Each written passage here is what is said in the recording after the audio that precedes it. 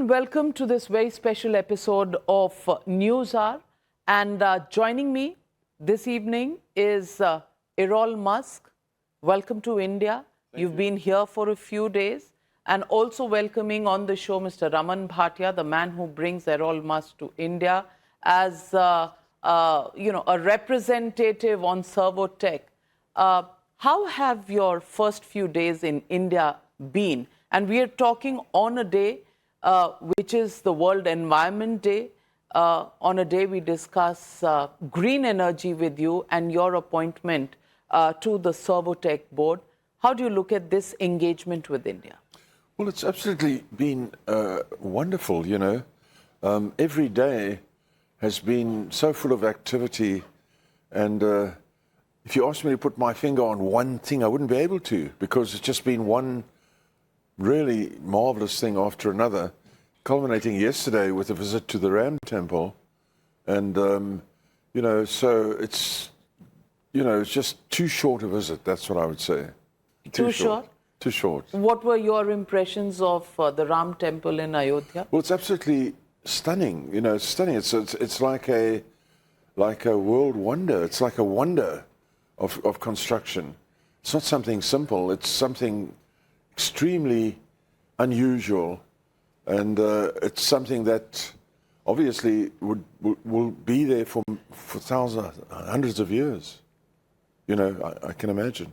Absolutely, and it has been a 500-year wait. But also welcoming Raman Bhatia. And Raman Bhatia, why Errol Musk? How did you engage with him on green energy, and what are your plans? We as a Servotech renewable power systems, we are doing solar products and electric vehicle chargers in India. If we are talking about EV chargers, the biggest market share with us for our DC fast chargers in India. Now, in our mind, because we are doing all these products, and there are, in my mind, I want how we can create India as a global hub for these two products, so that a lot of countries should take us as a substitute of China, because more than 90% market share still with the China. So everyone goes to China, but people want to find a substitute. Then why not we? Then when I found this in my mind, then fortunately we met in Abu Dhabi and Dubai. Then we discussed all these things. Then I found that they have so many ideas about that, and they have very good connections in African countries and in Middle East, Gulf. Then I talked to them, sir, how we can go forward. They told me, yes, I can come with you, but before that, I just want to go through your plant, and I have to understand, are you ready for the global? So then I invite him, you come to India and please go through my plant, and if you feel everything is okay, then we will start. Or if it is not okay, then you will guide us how we can build our plant for a globe. So and do you think India is ready? The Servotech is ready? Obviously. Yes? Yes, of course. What do you think about the fact that India, as an aspirational country, wants to become a hub? What do you think about the state of technology that exists in India, and whether we can actually challenge the dominant position of China? Well, in the West, so-called, in my son's businesses, in businesses of my colleagues, there are unbelievable number of people from India in positions such as CEO. I mean, some of the top people I meet are expatriates from India in the West. So, obviously the ability on the Indian side is there. I mean, and it's a giant country. You've already done so much. You make just about everything that can be made. And, I would say I take my hat off to India. China you know, they've been at it. They've made it a determined effort on their part to be what they are today. So you have to take your hat off to them as well, you know. But India could, pulling itself together like it's doing, will go in the same way as China, become like China. And already it's the third or fourth biggest GDP in the world. So I don't think there's anything to be concerned about as far as India is concerned. And you said that you see a lot of people in positions, decision-making positions, Yes. in your son's company. Yes. Let me first get to your son, Elon Musk. Yes. Globally recognized and most spoken about individual, especially after taking over the social media space and being so active there on X. Yes. What do you think about the investments, the relationship between his companies and India, Tesla? It's been a wait and a wait and a wait forever. You know, obviously, India has its needs from the point of view of the Indian, you know, economy and so forth. Any business out there has its needs, and the thing is to try and meet them, come to some agreement where it works for both. And so this will happen. And, you know, so I would say without a doubt, I mean, India would be a great market for anything like, you know, Tesla or any product like Tesla. I mean, obviously it's a giant country and a huge market. So it's not only Tesla, I mean, there are many other products as well. But, you know, hands must meet, and it will take a little bit of time. So far, I think the feeling is, I think, Tesla is a public company, I can only offer my opinion. You know, the demands on the Indian side that were too great for Tesla or something to that effect, but it will come. There's no question of that. It's just a matter of time. Elon Musk hasn't been to India. If you were to go back and if you were to have a discussion over a cup of coffee or maybe a drink, what would you tell him about India? Yes, well, I would tell him what I've just been saying to you. And he has been through India with me once when he was a boy, so a boy of 12. About 12. Yes, 12 years old. Okay. And what are your memories from that trip? We were a very short trip on our way through to further on. Yes, memories were good. You know, I used to take my children on trips when I was doing business around the world. So that from a very early age, you know, by the time all of the three of them were 12 or 13 years old, they'd seen most of the major capital cities in the world, or most of the major cities in the world. Yeah. Yeah. And any lasting impressions of what India was to you in your imagery in your mind from then? Yeah, I remember I was in the south, so it was very jungle, you know, like a very tropical climate. That's what I remember. It's very long ago. So it's 41 years ago, so quite a long time ago. But I remember it. You remember it. Yeah, of course, And do you think India has changed from your last visit? Well, obviously the whole world has changed. You know, it's not just India. I mean, yes, I think India is a sort of sleeping giant, you know, to my mind, or was, and it's now gathering itself to be one of the, you know, foremost communities in the world. So anybody can see that. That's, you know, plain as day. So, yeah, no, I think the future looks great for India because you have such inspirational, such intensely interesting and interested people. They want to be part of everything, you know? So, yeah. Absolutely. And we say this, India, aspirational country. Is that the biggest selling point, Raman Bhatti? Only aspiration is not a selling point, I think. But yes, it can be a factor, one factor. What else do you think? Else, if we are talking about technology, if we are talking about innovations, so it should be a complete bouquet, right? But yes, if we are talking about the weightage, then yes, aspiration is a uh, more weightage. So let me ask you, Errol Musk, as far as green technology is concerned, EVs are concerned, how do you look at the Indian market?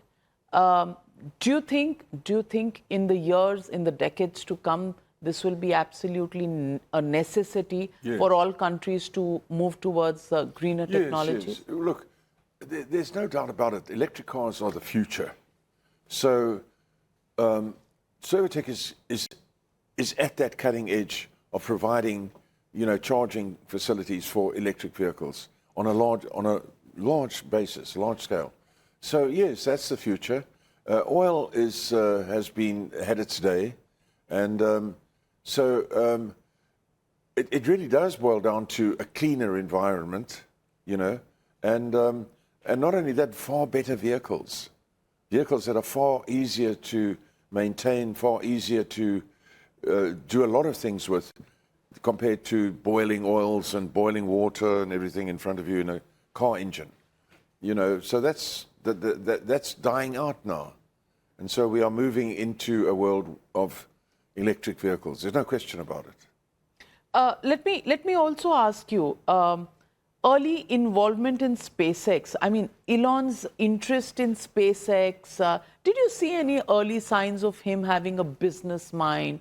How did it work when you took your children to various parts of the world? Exposure, great, but Yes, did you pick up something early on? Well, I gave them a lot of exposure. From when they were born, they were flying with me privately, in my own aircraft, when I'm the pilot and so forth, and we flew to faraway places. So we did a lot of exploring around the world. I sort of opened their minds to all that kind of thing. At the same time, we are, as some people are inclined to music and art or something, we're very inclined to the tech world, technical stuff. So it's sort of come naturally to us, So I was born into the world of atomic energy and atomic bombs and Sputnik and all that sort of stuff. So, I was born into a very exciting world, which I sort of conveyed to my children, and we spoke about it all the time. And, we went to see the Smithsonian, as soon as we could, and all that sort of stuff. So, yeah, I think in my world, we put a lot of emphasis on that type of thing. And when they were kids, of course, they had hobbies like I did of making rockets, little toy rockets and stuff like that, almost getting all your hair burnt off and stuff. Did that happen? Oh yes, and your eyebrows, and your eyebrows, and your eyelashes. Yeah, that happened. So did Elon give you a hard time as a child trying to do those experiments? Well, I had to, watch them. Technically, something they did that was pretty strange in a way was we put up a new shopping mall near our home in Pretoria, and I was called by the shopping people to come and sign an agreement that they entered into to put in a games video arcade. My two boys, when they were 17 and 16, they entered into an agreement with a shopping complex. And I nearly fell over when I saw that I was going to sign an agreement to pay for this thing for the next 5 years. So I backed out of it. But anyway, that's a longer story. But they were very upset about it. And, maybe I should have done it. But a lot of time you said with the children. Yeah. Was it difficult to keep your business interests, your innovative spirit going, and having, No, when I was very, very active I'm a consulting engineer, so I was very, very active in the 70s and early 80s. When their mother and I decided to separate, the boy stayed with me, and my daughter went with her. We had two homes, one in Durban and one in Pretoria. So my wife moved to the one in Durban, and with my daughter, and I stayed in the one in Pretoria, and the boy stayed with me. And so I found that quickly found that it's not really good for me to be away all the time because as a single parent. So I actually, within about the first 2 or 3 years, I sold my practice to my engineers who were working for me. I actually gave it to them. And then I went and we set up a horse farm, and that's where I took the children to school and back every day until they finished school. So I was like an at-home father. But I was fortunate to be able to do that, you know. Wonderful. And how does it transform to an adult relationship with your son? Well, you know, we're a very close family. You know, as my daughter was telling people last night, you know, I think she was saying it, not tongue-in-cheek, but we die for each other, you know, that sort of thing. So, yeah, she said it, which there's a certain amount of truth in that. And, yeah, so we're a very close family. And there has been talk that I'm like estranged from Elon. Well, that's not really true. In early 2000s, Elon and Kimball, I have two sons, by the way, both equally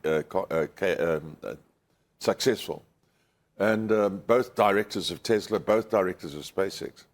Anyway, in the early 2000s, they insisted that my second wife and our children should come to live in America because of the circumstances in South Africa. They felt we weren't safe. So after much pleading by them, we agreed. So we went over to live in America, and we stayed there for a couple of years. But my Afrikaans or South African Dutch wife found America not what she liked. Like you in India, as I've noticed here in the last few days, you're very family conscious. Yes. And the South African Dutch people are very family conscious. It's quite common for a member of your family, your brother or your sister or somebody, to visit you 3 times a day, even 4 times a day. And every time they come, you get asked, how are you doing? You yes. know? And that's how the South African Dutch are. The Americans speak English, but they are not like that at all. They are workaholics, and they start their day working at 6 o'clock in the morning. They finish at 10 o'clock at night. They work on Saturdays and Sunday. If you're not in love with your job, you mustn't have that job. You must get another job. So America is different, very, very different. But you can see the results in America because they have great results. But as for family life, not much. So my wife said if she doesn't go back, she's going to commit suicide. Oh, my God. So we sort of ignored her, you know, and she did. She tried to commit suicide, but like, you know, sort of with tablets and stuff. But we had to get her to a hospital, and we saw how serious it was, that she was really very unhappy. And we decided we are going to leave. Now, my passports were kept by Elon's office, you see, our passports. So what we had to do, we had to get temporary passports, and we had to rush to the airport, and we left everything we had behind, everything, every single thing we had. Beautiful home in Beverly Hills, everything. We left it all behind and flew back to South Africa, where I still had one home, and we started over. And my son said to us that they will never speak to us again. And I said to my younger son, but surely you realize how we feel. And he said, sorry, if you want to speak to us again, it'll be 10 years from now. And they stuck to it. And they stuck to it. They stuck to it. And today, now? Oh, yes, no, we are on good terms, very good terms. They did, after a couple of years, say, would we not be prepared to send back their 2 half-sisters, Alexandra, who's, by the way, here in India with me, and Rose, because they were still at school and they feared for them in South Africa. So we sent them back to live with my sons. Okay. So they actually have Is it an easy relationship? Is it a warm relationship? It was always a very close relationship, intense relationship. You know, you in their opinion, you do what, you know, they just took over. You do what we think is right, or it's a highway, you know, or something like that. Yeah. So anyway, but it's very good now. You and have one statement on SpaceX. Sorry? You told me during the SpaceX launch. Yes. He have given one statement about you. Yes. Well, in a SpaceX launch about 12 months ago, you know, Elon invited me to a SpaceX launch, and in Texas, you know, at Boca Chica. So I went. We all went. You know, the whole family, and the launch was very successful. That particular launch. And after that, we had a party for the SpaceX employees, about 250, a wonderful big celebration. And Elon stopped the celebration and said, to everyone, "This is my dad. He's bigger than me now." So I was like, so he said to me, "This is my dad, everyone. He taught me everything I know about engineering," which was a very nice thing for him to say. And I immediately said, no, you've taught yourself a lot. But so that is the sort of situation we have at the moment. But were you surprised when he joined Trump in his government?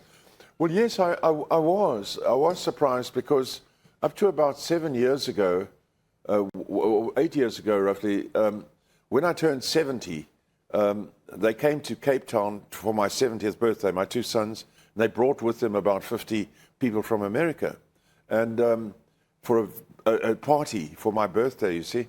And during this party, one of the film actors, John Favreau, said to me, "We believe," this is just before the 2016 election, "we believe you support Trump."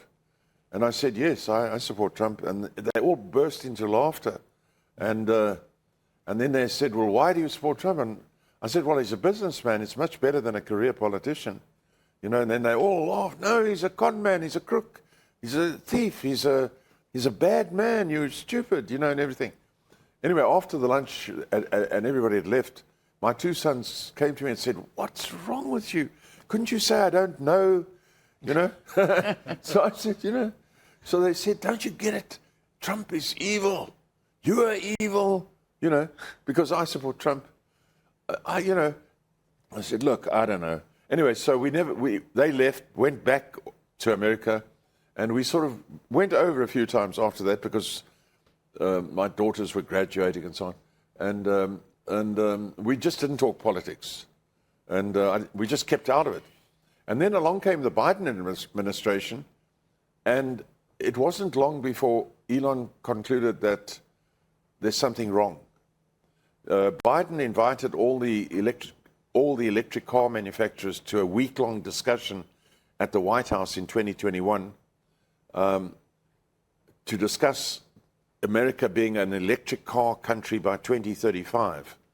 Didn't invite Tesla. Okay. Didn't invite Tesla. Tesla that year had sold 1 million electric vehicles and had about 450,000 on order. But Tesla was not invited. And any reason? No, Biden gave no reason. They don't like Tesla. They don't like anything that's successful, the Dems. There's something wrong with them, in my opinion. It's a mental problem. But anyway, so they introduced the head of GM. The other 5 manufacturers had made 26 electric vehicles during that year, sold none. And Biden introduced the head of GM, a woman, as the leading person in electric car manufacture. Elon started saying at that point that Biden must be a lunatic. Now, he's inclined to do that, If he doesn't think if he thinks there's something wrong with you, he's inclined to say straight away, "Are you stupid or what?" That's unfortunately from the day he was 4 or 5 years old, he was doing that. I've had to tell him you can't do that. I still tell him you can't do that. But at any rate... If he didn't listen to you at 4 years, I'm not sure he would listen to you today. No, it's very difficult with him. My younger son I've seen my younger son screaming at him saying, "I speak to the customers. You don't speak to the customers. You just go and do your work." Because Elon can be short with people, you see. Anyway, he started calling Biden a lunatic. So I saw this, and it was in the press, and I immediately got hold of him. I said, "Hey, these are political statements. Do you realize these people will kill you? You can't make statements like that. They'll kill you. They don't play games." I said, "How are your bodyguards?" And then shortly after that, Twitter came out with tens of thousands of bots, or rather tweets, saying that he must leave the country, he's no good to America, he's a thief, he steals government money, which of course was all not true at all. And he couldn't understand this. He said, "Well, why? What?" Then people explained to him, this is not people, these are bots or robot tweets that are being put out by the crooked FBI, which is now being cleaned out in America, and by the Dems, who are now no longer in power and are going to face the music as well. They are putting these things out deliberately. So he bought Twitter instead. With bots, yes. They're putting a Twitter is not an honest site. And so Elon said, well, who owns Twitter? They said, well, it's basically a private company. So he said, okay, then I'm buying it. So at that time, we thought Twitter was worth $7 billion for its database, which is a lot of money. But they managed to push the price up to $44 billion to try and stop him. But he still bought it. And as you know, today it's X, fired 7,000 out of 8,000 employees immediately. That was done by his nephew, his cousin, my nephew, my brother's son, and who runs X now. And it's now really the only free speech, genuine free speech platform in the world. So all those people have seen their behinds, you might say. So then, and then he turned to Trump. So then with Trump, is it love on the rebound? Yes, he did a complete 180, joined Trump, and they made a great success of things. So for people like myself, I'm essentially a tech businessman.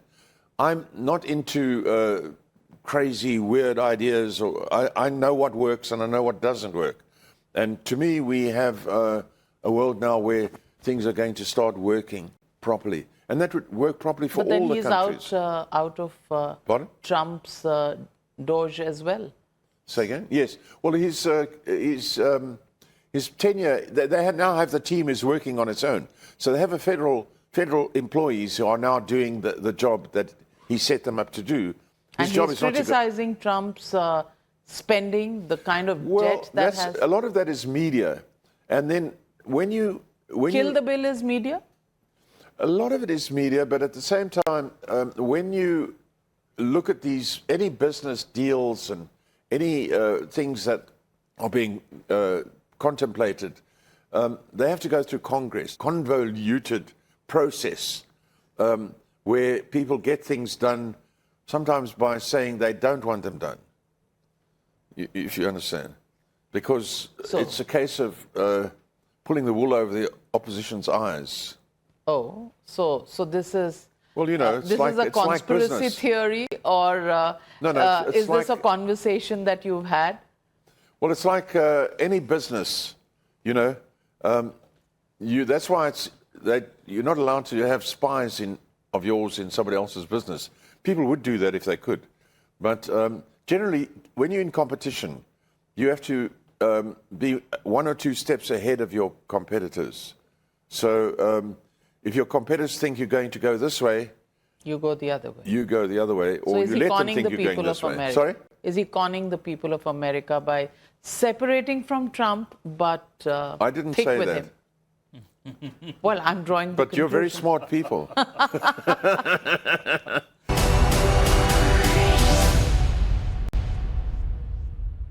Tell me also about the fact that in India, I believe you've done the Ram Temple, Ayodhya visit, and now the next destination is the ISKCON Temple? Yes, and we're going to plant a tree today for Environmental Day. You know, not that Delhi needs any more trees. I mean, it's got the most beautiful trees, this city. But we're going to plant a tree today, obviously, for Environmental Day.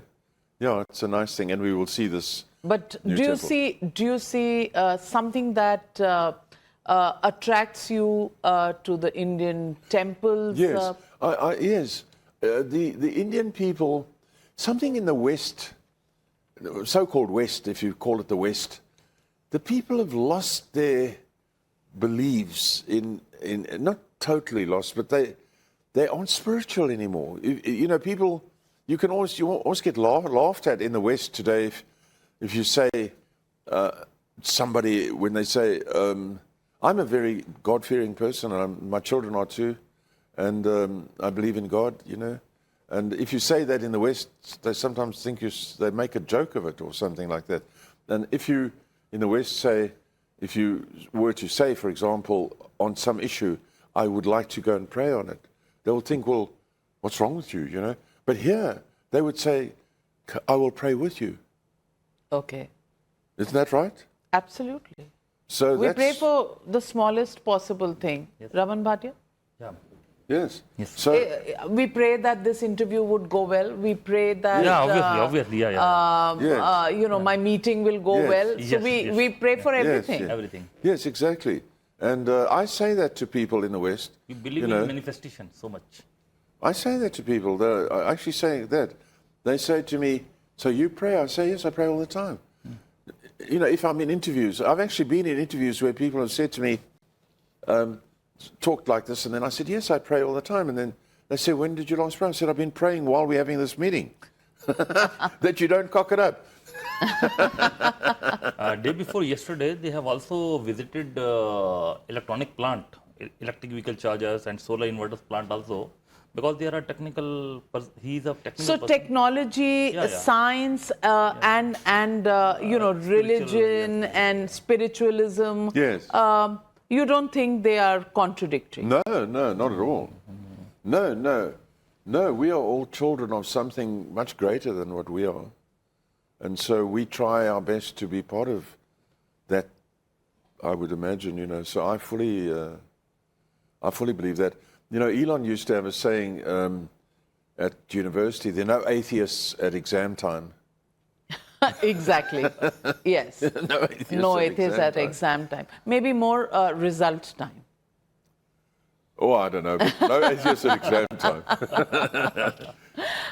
So let me ask you. Yes, exam time brings me to the question of what the standoff between Trump and Harvard is all about.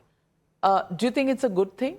Harvard under fire, Columbia under fire. Well, you know, the things they've been doing at these universities have been, in my opinion, they've lost their path. You know, they're moving into things that are politically fiery or something like that. And then, of course, Harvard had a principal who had plagiarized her thesis to become, you know, PhD. You don't want an institution like that to be besmirched like that.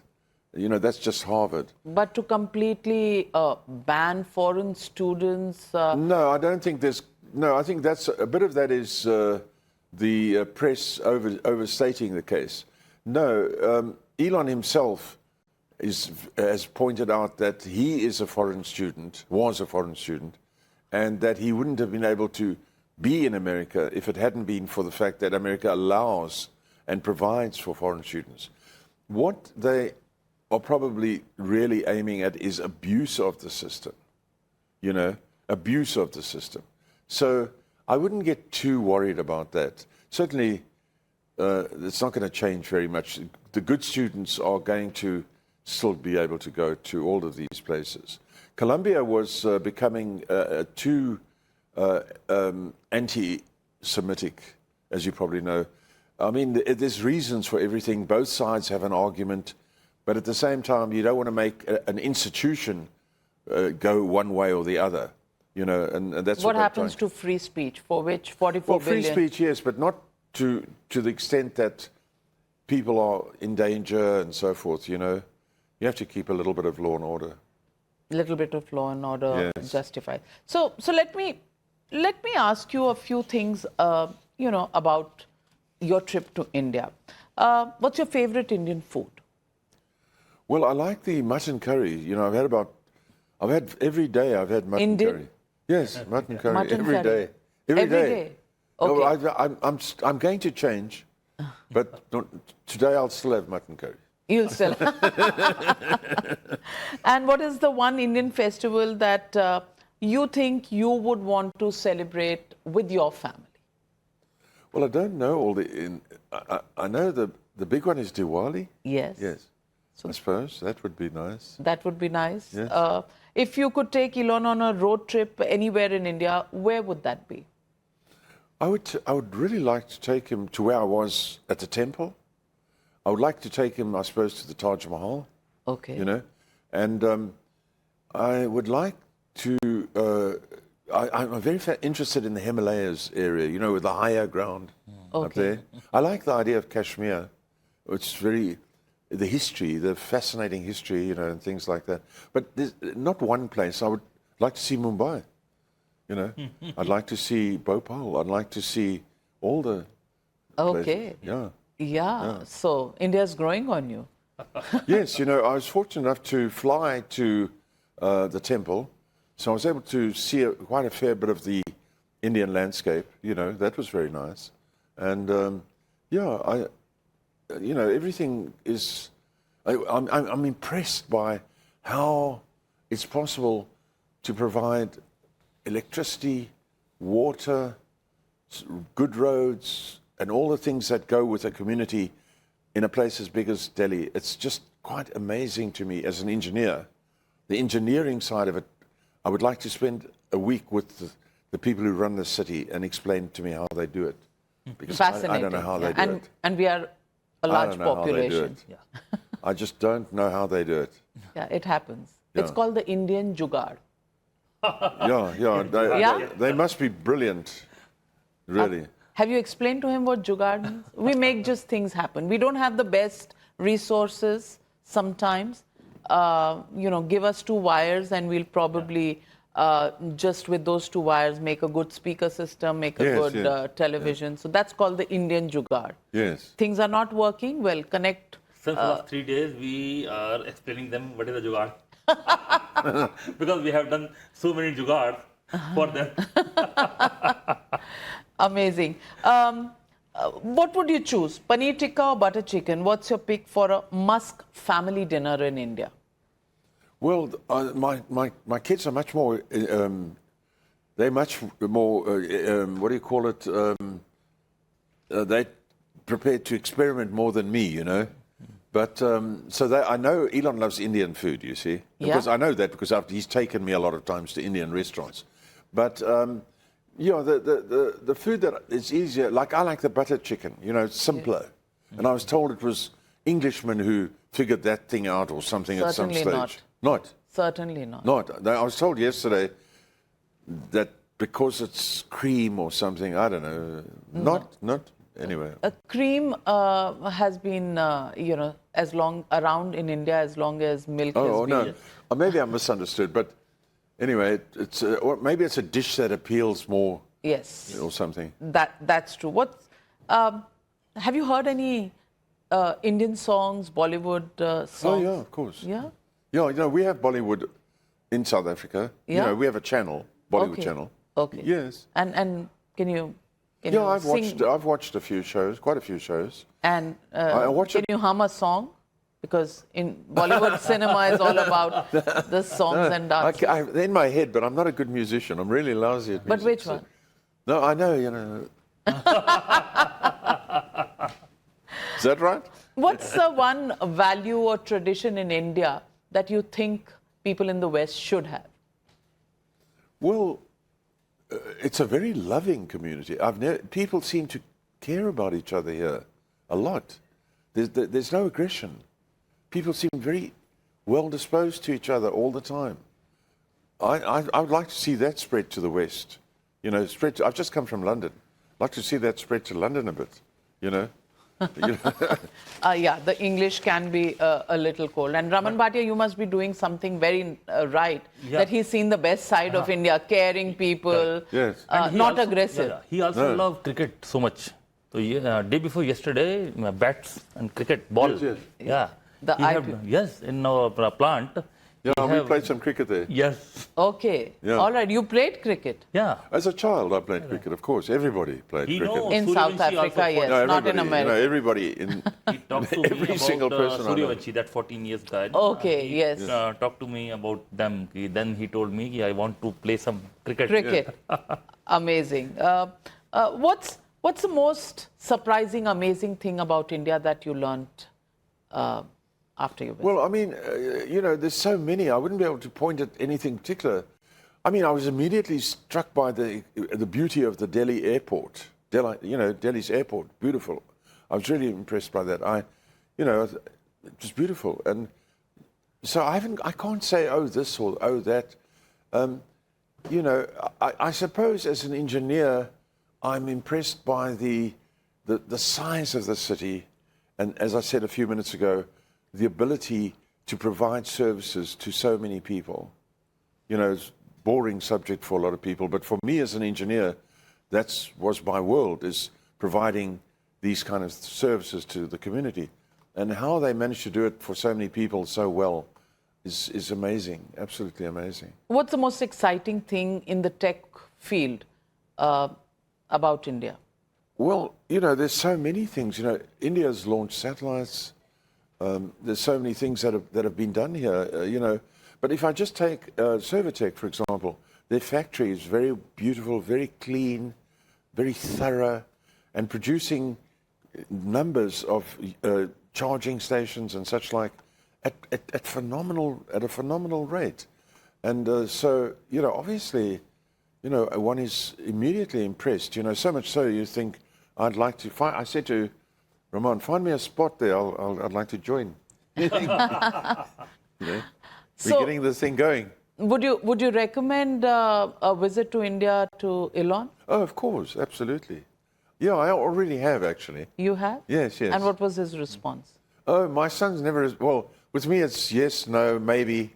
Yeah? So was it a yes or a no or a maybe? Oh, I haven't heard back yet from them, because I've only been here 2 or 3 days. But no, you know, they listen to me. The daughters are very quick to come back to me, you know. So, as you probably know, the girls talk to their parents.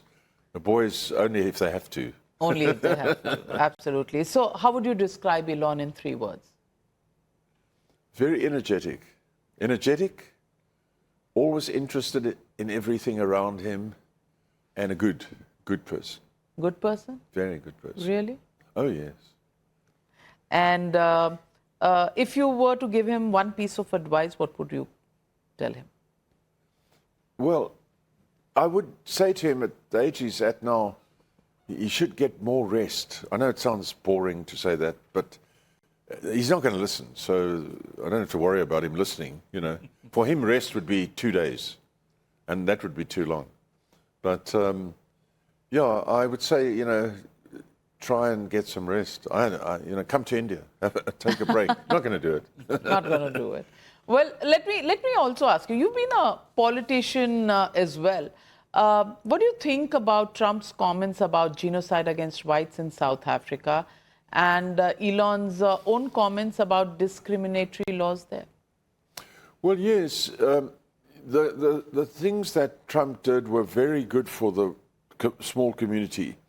Oddly enough, in South Africa, about 10% of the population, or maybe 8% of the population, is made up of people from Europe and people from India. That small 8%, the European or white and the Indians, employ the entire country apart from outside of government. So all employment in South Africa is provided by the previously European community and previously Indian community, which are now Indian South Africans and, you know, European South Africans. They employ the rest of the country. So if you just look at it from that point of view, then you've got these actual murders that are taking place, not politically motivated, but more because with the government that we've got, most of the government departments have stopped functioning. We don't have a police force anymore. So there's no effective police. So a lot of the people that are being killed in the rural areas are being killed gruesomely by opportunistic robbers. You know what I mean? Who see soft targets. And so, you know, several thousand ordinary people have been killed simply because they're a soft target and there's no police. So when you talk about genocide, it's a kind of, you know, indirect type of genocide. The government does nothing about it. In fact, elements of the government call for it. Kill the farmers, kill the farmers, kill the farmers. They teach the children that at school. Kill the farmers, kill the farmers. Teach the children that at school. So, you know, it's a dynamic situation in South Africa. And nobody's happy with the situation. And Trump, I have to be armed all the time. When people... Are you carrying a... No, in South Africa. Just People are all, most of the men are armed. You have to be. My house is surrounded by electric fences, razor wire, and so forth. We have 3 private police forces that patrol our town. This is the way it is in South Africa. So Trump exposed it, you see. The black government officials went there thinking they were going to get more money from the stupid Americans. Instead, they got the video that they saw. Yeah. And it is bad in South Africa. So it's not. he's not far from funny. the truth. Sorry? He's not far from the truth. No, not at all. And what do you think about the leadership in India? In India? Oh, Prime very good. Minister Modi. Yeah, I always, Modi's been very good. I've always liked to see him. He seems to beam a sort of positivity, So it's often interesting to see him on the news. Of course, that's the only place I've ever seen him. But I've kind of indirectly picked up he's worth listening to, Yeah, a good man. A very good man, I think. Yeah. Okay. And since you have a political background, do you follow any of the politics in India? Oh, no, I wouldn't know too much of the politics, of the internal politics. I have learned that there are 32 states, and each state has its own chief minister, and everybody's violently independent of one another, or rather, let's put it this way, viciously independent of one another, and all claiming that they're better than everybody else, which is great, and so forth. So, yeah, I think it's a great setup. It's a great setup. It's a great setup. So, Raman Bhatia, when are you getting Errol Musk back to India? Very soon. Well, as soon as possible, I imagine. Yeah. Because we are coming with one new plant in Abu Dhabi or any GCC country. We are going to establish that plant also with the help of Mr. Musk. And we are wanting to start globally soon. Okay, so it's been a pleasure speaking with you. Thank you very much, Raman Bhatia. And we look forward to more of Indian companies, more partnerships, and a great way forward for tech and for a safe and better environment. Thank you very much, Mr. Musk, Mr. Bhatia, for joining. Namaskar. Namaste.